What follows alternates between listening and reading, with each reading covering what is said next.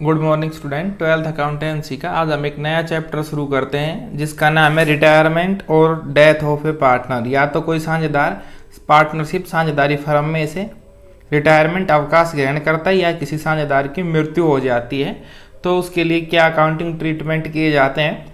ये भी एक न्यूमेरिकल पोर्शन का ही चैप्टर है, लगभग सारे न्यूमेरिकल है, फिर भी इसमें थोड़ी सी थ्योरेटिकल बताया गया है। देखिए, जिस प्रकार एक नया साझेदार फर्म में प्रवेश कर सकता है उसी प्रकार जो वर्तमान साझेदार हैं उनमें से भी कोई भी साझेदार आवश्यक एक नोटिस देख के कुछ समय पहले या सभी साझेदारों को सूचित करके फर्म को छोड़ के जा सकता है। उसको फर्म को छोड़ने का अधिकार है, साझेदारी अधिनियम ये अधिकार देता है।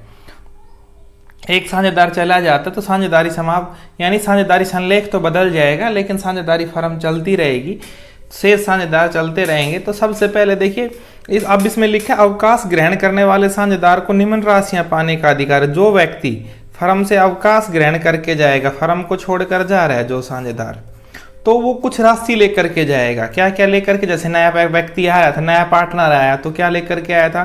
गुडविल। तो उस समय यानी कि जब पार्टनर जा रहा है फर्म से, एक साझेदार जा रहा है, तो वो क्या करेगा? उस दिन गुडविल की वैल्यूएशन की जाएगी,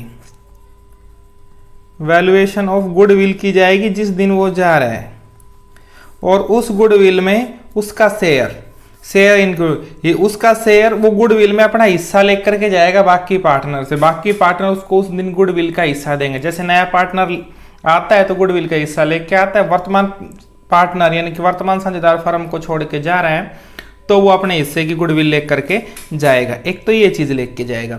दूसरा है संचयों में हिस्सा, रिजर्व में हिस्सा। जो रिजर्व है संस्था की बैलेंस शीट में, उस समय जो बैलेंस शीट में रिजर्व दिखाए गए हैं, जो रिजर्व है या प्रॉफिट है या लॉस है, उनमें उसका हिस्सा लिया जाएगा। वो अपना हिस्सा इनमें से भी लेकर के जाएगा कि भाई मेरा जो हिस्सा इनमें से प्रॉफिट है तो प्रॉफिट में, लॉस, या आज तक जो रिजर्व रखे गए हैं जर्नल रिजर्व वगैरह, उनमें से वो अपना हिस्सा लेकर के जाएगा। बाकी पार्टनरों को देना पड़ेगा उसे। उसके बाद है संपत्तियों तथा दायित्वों के पुनर्मूल्यांकन में हिस्सा, share in revaluation of assets and liability. जो असेट्स एंड लायबिलिटी है उनके लिए रिवैल्यूएशन जो किया गया, रिवैल्यूएशन अकाउंट हमने जो बनाया था लास्ट चैप्टर में भी बनाया है, वैसे रिवैल्यूएशन अकाउंट बनाएंगे। उसमें लाभ होंगे तो लाभों में अपना हिस्सा लेगा और हानि होगी तो हानि में अपना हिस्सा लेगा, वो हानि के अपना हिस्सा लेकर के जाएगा। उसके बाद है साझेदार अवकाश ग्रहण करने से संबंधित समस्याएं। जब एक साझेदार अवकाश ग्रहण करता है तो ये निम्नलिखित राशियां लेता है, लेकिन फिर भी जब वो अवकाश ग्रहण करता है तो हमारे सामने कुछ समस्याएं आती हैं कि एक पार्टनर फर्म को छोड़कर जा रहा है तो हमें कौन कौन सी समस्याओं का सामना करना पड़ता है। शेष साझेदार नए लाभ विभाजन अनुपात एवं लाभ प्राप्ति अनुपात ज्ञात करना। एक सबसे पहले तो हमें न्यू रेशियो, जो एक पार्टनर छोड़ के चला गया, बच गए दो या मतलब 5 थे, एक छोड़ के चला गया तो बच गए 6। जैसे ही नए पार्टनर बचेंगे उनका न्यू रेशियो, और उसके बाद एक गेनिंग रेशियो। गेनिंग रेशियो क्या होता है?